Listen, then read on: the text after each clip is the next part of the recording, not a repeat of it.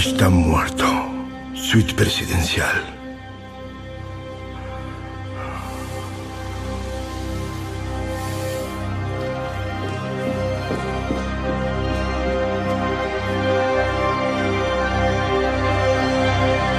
Historia de un crimen. Caso Colini.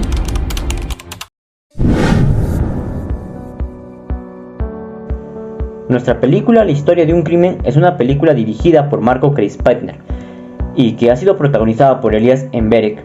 En la película se presenta una historia de un joven abogado que debe defender a un hombre que ha sido acusado de asesinar a un magnate, pero en su investigación saca a la luz un escándalo legal que remonta a la Alemania nazi. Bueno, lógicamente la película se desarrolla en Alemania alrededor del año 2019. La película inicia con un trama impactante, donde el señor Fabrizio Colini asesina al magnate Heinz Meyer.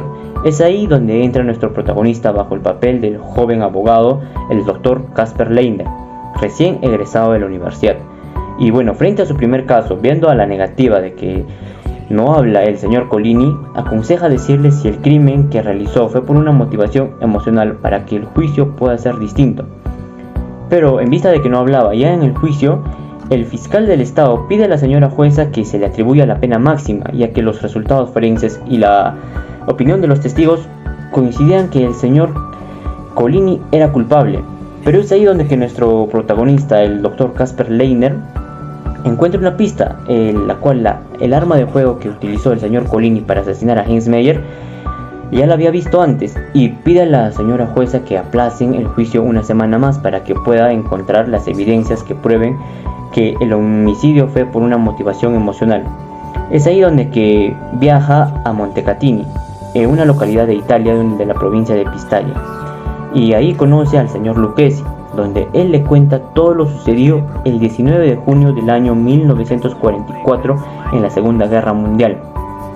El día del juicio presenta su postura de que el magnate Heinz Meyer, cuando servía al ejército alemán, ejecutó a 20 civiles inocentes que no eran partizanios en un acto despiadado.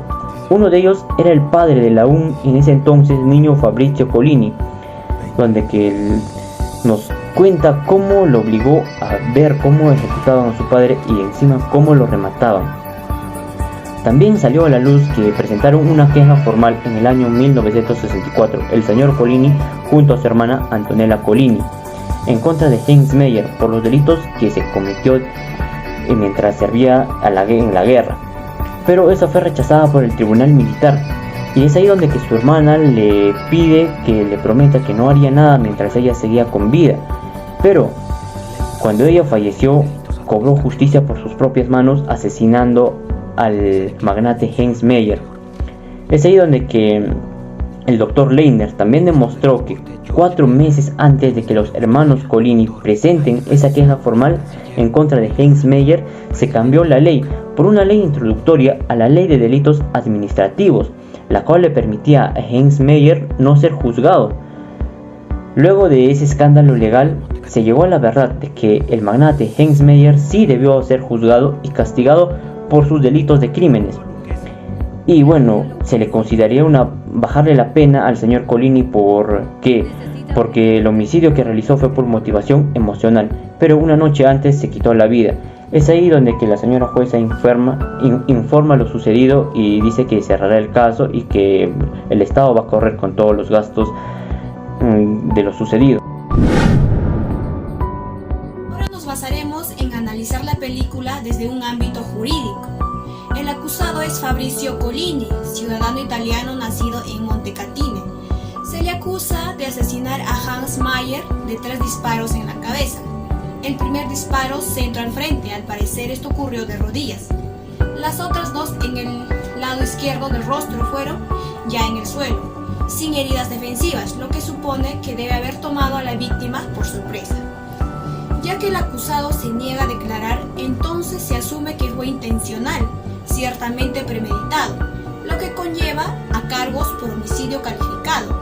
Está tipificado en el artículo 108 del Código Penal peruano. Ante la negativa de Colini de hablar sobre lo que realmente pasó, del por qué asesinó a Mayer, su abogado Kaspar Leiner comienza una exhaustiva investigación que dura 4 días, tiempo que consigue frente a la juez para presentar nuevas evidencias que ayuden a esclarecer el caso.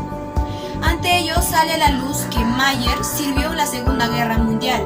Fue un oficial de la SS, en donde por orden suya mató al padre de Colini frente a sus ojos y a sangre fría. Es por ello que Colini decide hacer justicia con sus propias manos. Ante esto nos planteamos la siguiente interrogante: ¿existe justificación para la comisión de un delito?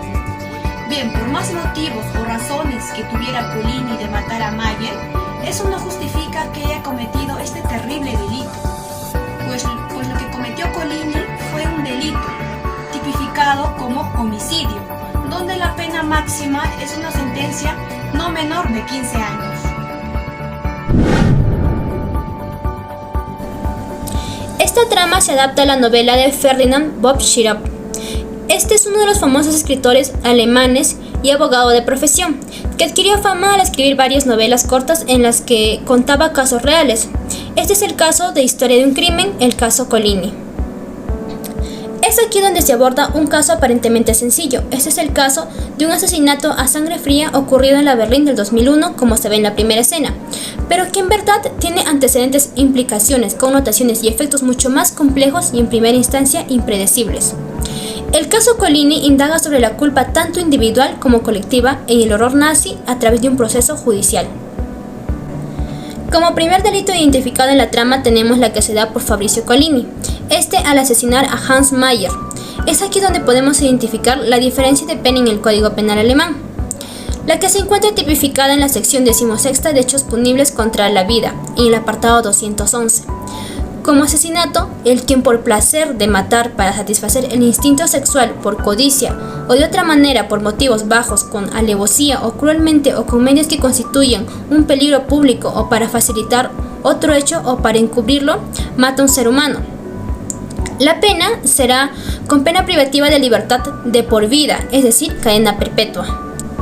A diferencia de nuestro Código Penal peruano, si los hechos hubieran sucedido en nuestro país, su tipificación se encontraría en el título 1, artículo 108, delitos contra el cuerpo y la salud en su modalidad de homicidio calificado, con pena privativa de libertad no menor de 15 años, y esta pena puede superar de acuerdo a los agravantes, que son ferocidad, alevosía, ocultamiento de otros delitos, entre otros. Por otro lado, se da un ejercicio de razonamiento que nos va permitiendo desentrañar la realidad de turbios sucesos que pretenden liquidarse sin previo análisis. La contundencia de evidencia empírica se confabula con el relato oficial desde una lógica sustentada con el presente. Huellas digitales, restos de sangre y una casi autoculpabilización hacen que de antemano pensemos que es un caso casi resuelto. Este filme sitúa la importancia del ingenio en primer plano y opera como fuente de justificación a la legítima defensa, más allá de la culpabilidad alguna. Además, salva la validez por la honestidad del ejercicio de la profesión, apegado a la ética de un proceder neutro y transparente. Es por ello que nuestro protagonista, Kaspar Leiner, va a buscar evidencia de primera mano que contrasta con la artimaña protectora por la legalización de circunstancias específicas en momentos cruciales de la historia de las naciones, y lo hace a través de un caso individual que pudo escapar de la justicia a través de la propia justicia, es decir, a la conveniencia del propio Estado. Este caso sucedió en la vida real en la época de la Segunda Guerra Mundial. Aquí estamos hablando de la ley Drea, que fue aprobada en 1968 por el Parlamento alemán, la cual permitió que incontables criminales de guerra evadieran la justicia. Por último, también se presenta el dilema de la reinserción sin separación, es decir, si una vida virtuosa exime de pagar por los crímenes del pasado, si el derecho debe poner el énfasis en la víctima o el criminal, sobre todo cuando el crimen tiene lugar en el contexto de un régimen consensuado como la máxima expresión de la maldad humana.